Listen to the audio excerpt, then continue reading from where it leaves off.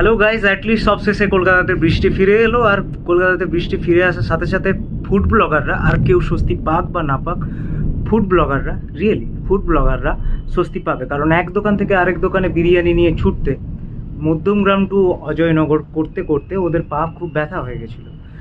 তার সাথে সাথে কম্পেয়ার দৌড়, সারা দিন ভারী কষ্টের মধ্যে যাচ্ছিল ফুড ব্লগাররা। তো আশা করি তাদের অনেকটা স্বস্তি ফিরলো।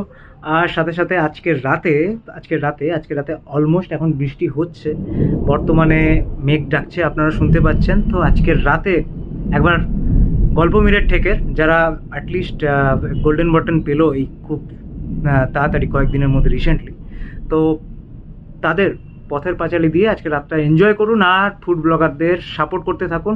This is Bengal YouTube community. Okay, please subscribe me, the local.